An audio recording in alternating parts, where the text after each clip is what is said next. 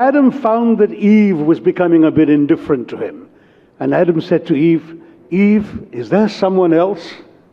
You think about that for a minute. It's the same question you can ask about the UN. Is there someone else? Can there be anyone else?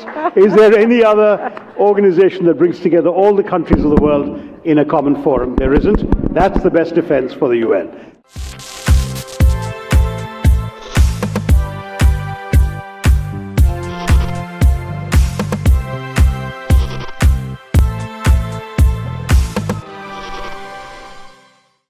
UN's purpose is not to elevate humanity to heaven, but prevent us from descending into hell.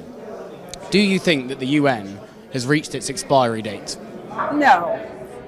The UN has always faced extraordinary challenges. Imagine trying to get every nation on earth to agree to common policies, especially in peace and security issues where their interests almost obviously conflict. It's a very, very high bar. If you move below that, on humanitarianism, on development, on human rights, on any number of issues, it continues to be extraordinarily complex. But it's probably the least bad solution if you're talking about an organization that tries to bring all those diverse states together. It's certainly under considerable challenge right now, but on the other hand, the fact that the UNGA voted to condemn Russia's aggression in Ukraine, the fact that it voted to take Russia off the Human Rights Council, these are remarkable successes. I would tend to say I hope not. But when you look at how the United Nations have failed to play any meaningful role in this particular conflict, then you have to raise very fundamental questions. No, it hasn't. I think it's a great institution that was set up after the Second World War. Its purpose of peace in the world still stands. It needs to be modernized. It needs to be updated. The need still exists. Institutions still exist. There's no need for any expiring. United Nations, we need it, but we need it more powerful, more strong. We should enhance it to help United Nations, because now there is the main problem of this conflict. We don't have neutral platforms, for instance, in media. Having worked with the UN 15 years ago, I definitely would hope not. But I think, yes, do they need to put the next gear? Yes, for sure. For sure, a lot of people don't see the UN now, unfortunately, as a player that can have an influence. But don't forget that the UN is the union of all the members that compose it, right? And so we cannot just point the fingers at an organism which is basically as good as its members. Absolutely not. We need the United Nations. We heard in a panel yesterday that if we didn't have it, we'd have to create it. We do need to reform the United Nations, particularly from the influence of China and other authoritarian governments on the Human Rights Council. But, if it's broke, fix it. Don't throw it away. The foundations of the UN remain very valid. In other words, we need to have a forum in which countries can come as equals to discuss the issues of the day. And when people are ready to cast it out, they don't have a ready alternative.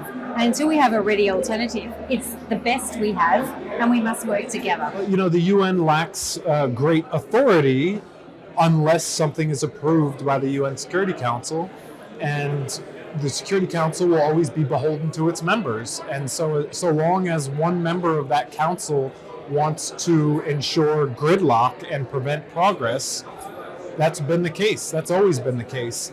And so we've never really had a true supranational authority with a monopoly on the use of force. It's never been that. It's never been an effective body in that manner. And it's unfortunately continuing in that tradition with this crisis. It is very clear that the Security Council is not effective. The moment one of the big powers, one of the P5 is involved, and I'm not talking about France and Britain here, but about Russia, China, and the US, you have a stalemate. Some of the organizations of the United Nations are clearly in trouble, and one of the organizations I'm particularly concerned about is the World Trade Organization. It's a fantastic organization which is in decline, which is in if you're positive, in hibernation. It might even slide into oblivion.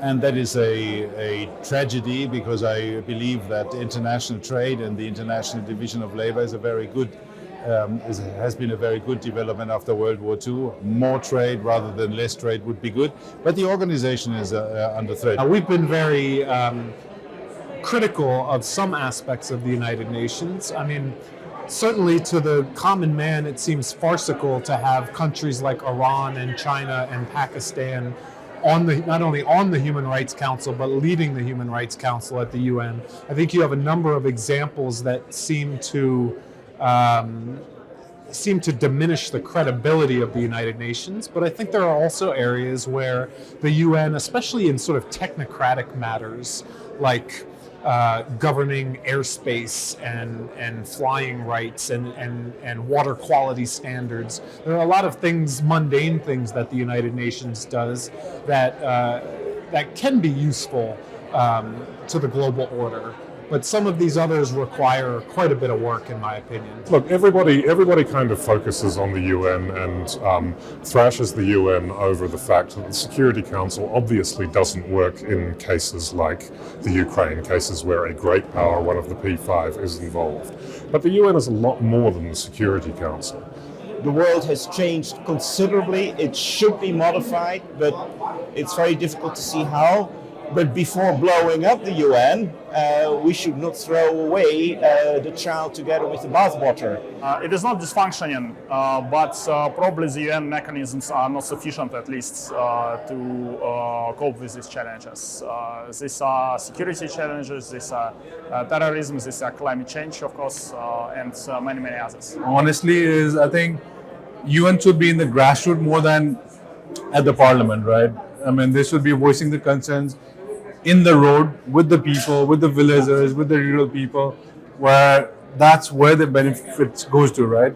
I mean, what matters does it do if they are speaking great lengths in G8 or at the UN conferences and all that? Those are all hi-fi conferences. I think they should spend more time in a grassroots level. I do not think so. I think the United Nations is still an important venue for collaboration and for all members of the world to have that cooperation. So issues that are really tough today, there's right now only really one venue that can house all the world on an equal level, and that's still the United Nations. You believe it still is fit for purpose?